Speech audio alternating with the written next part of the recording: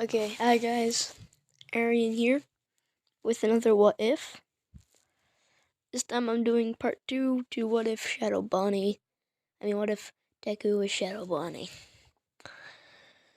Also note that most of the stuff in this AU is not canon to the actual Five Nights at Freddy's lore, so,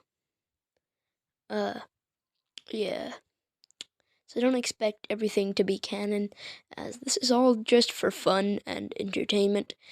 Also, I'm going to be explaining less of the FNAF lore as I did last time, because one of the comments said that video was great. They said that the video was great, which I'm very happy. But they also said there was a problem with me keeping explaining the FNAF lore. And I'm kind of sorry for that. I did that for Gabriel, but I get your point. So, yeah, I'm not going to be explaining FNAF lore that much, so you might hear me talking about the FNAF lore a bit here and there, but, yeah, I won't be talking about it as much as I did. So, moving on with the story anyways. We last left off with the FNAF 1 pizzeria being built, and Fredbear, now known as Golden Freddy, and an old rusty Spring Bonnie have now been sealed away. Well, Golden Freddy was... Well, he was in the... Golden Freddy isn't in the back room, really, because we never see him there, so... So, basically, they're both with... Okay, well, yeah... Anyways, you get the point. And with the new FNAF animatronics comes some new souls. So, of course... Shadow Body comes back one day, and he detects souls within these animatronics. And it only been one day, so he's surprised that they've already been possessed. Wait, Izuku. What? Anyways. Oh my.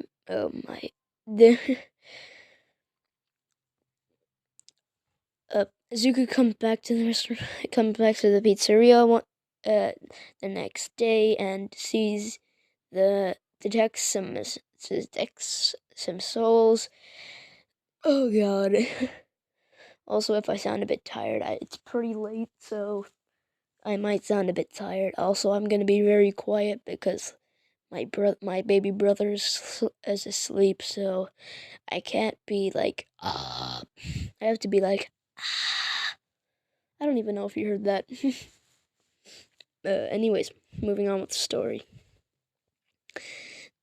He introduces himself to the four souls within the animatronics, of which are Gabriel, Jeremy, Susie, and Fritz, possessing Freddy, Bonnie, Chica, and Foxy, respectively.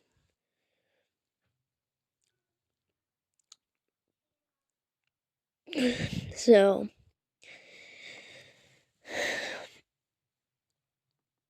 a new night guard comes along named Mike Skimmond, however you say his name. He's the new night guard, and he looks a lot like William Afton, the guy that killed the missing children. So they decide to try and get their revenge by, stuffing him inside of a suit, of course.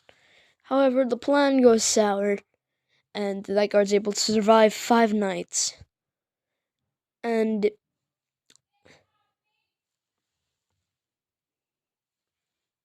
I don't know if you heard that, but my mom was just screaming.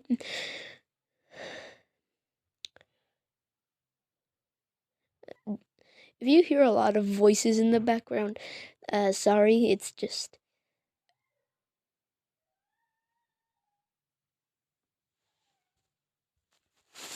Sorry if you hear some screaming in the background. It's probably just my mom arguing with my little sister, because they have really short tempers. Anyways. Okay, we're already 5 minutes in. Okay, I haven't gotten to the main story yet. Okay, again. Well, I technically have, but like, I haven't got to the main meat of the story yet. Okay, let's go. Gotta go speed. So, Mike Skimmerhead gets fired for his odor and also tampering with the animatronics, and is able to escape the place without, being stuffed inside of a suit.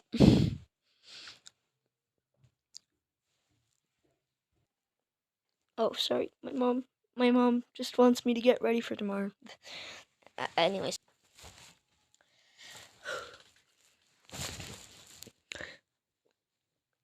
About maybe a year or one, or just, I don't know, just some time, sometime later, William Afton arrives at the place, and he has some plans that involves the animatronics not looking too great. So, of course, as things would be suggested in the FNAF 3 minigames, Shadow Freddy, there's all the FNAF 1 animatronics to the entrance of the safe room, and then disappearing, and then William Afton destroying the animatronic, basically doing this for all of them.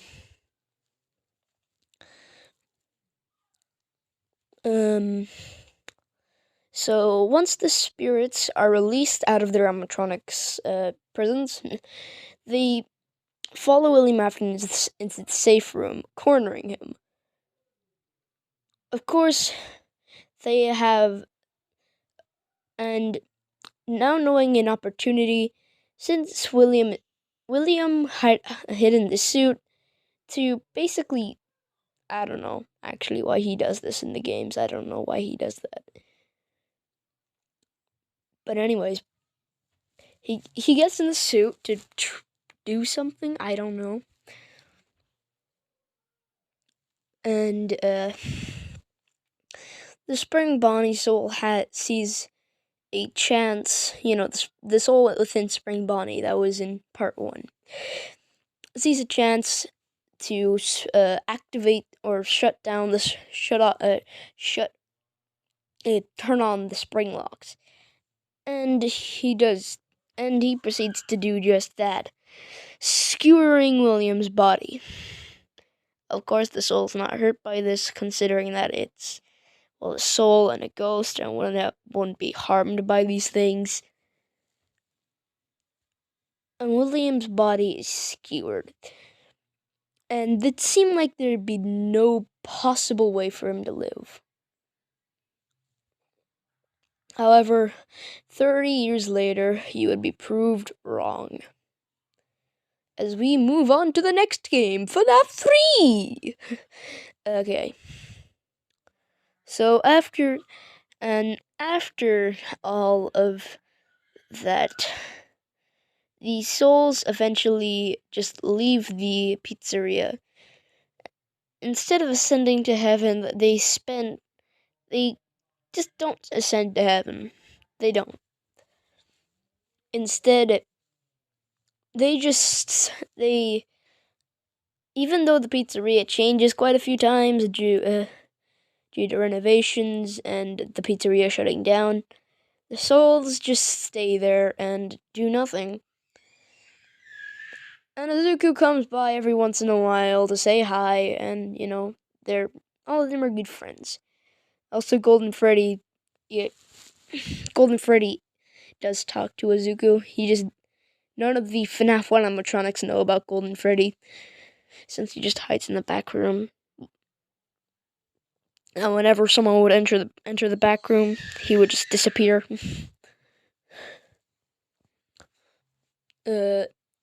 So yeah.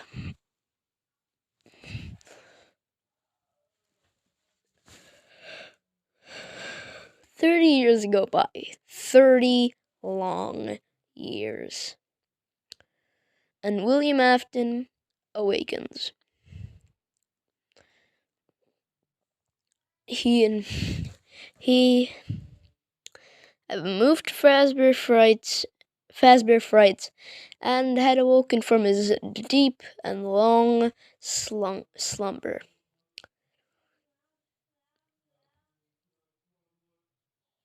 So,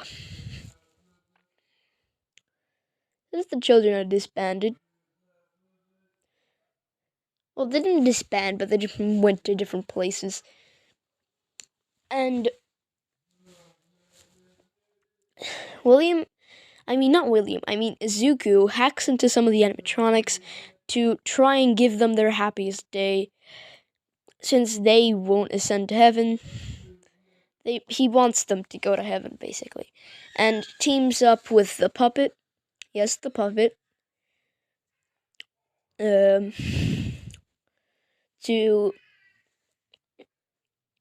give all the missing children their happiest day.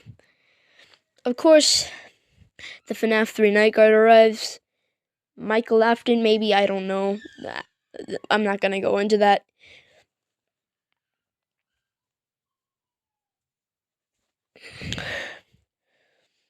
And of course, Springtrap, or William Afton, tries to go after the Night Guard, and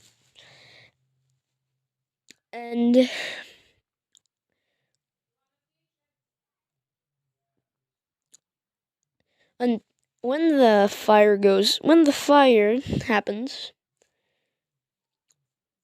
all Shadow Bonnie, or Izuku, had hacked into all of the animatronics from the previous locations and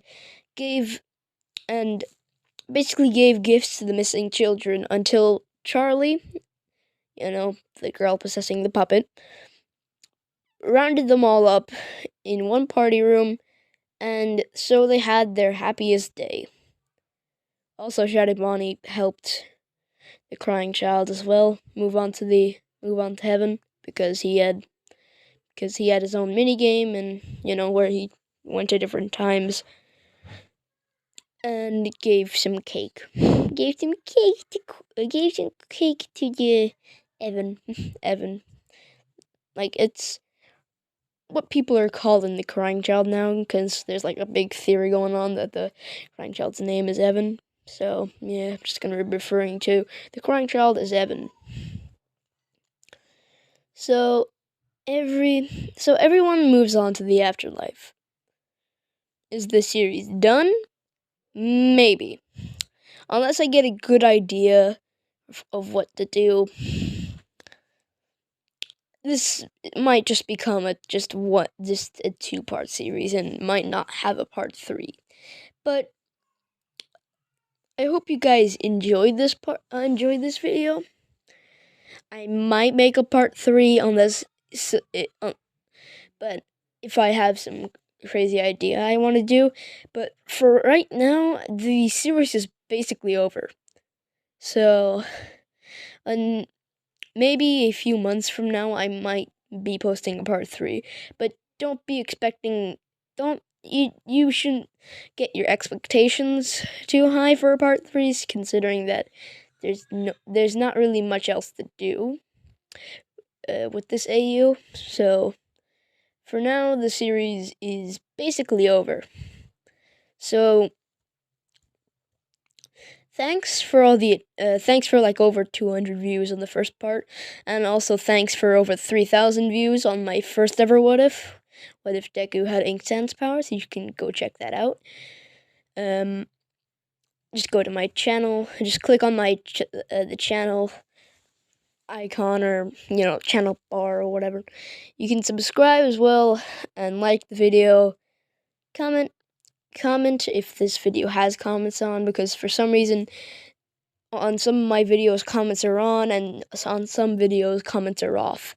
So I'll see you guys all next time.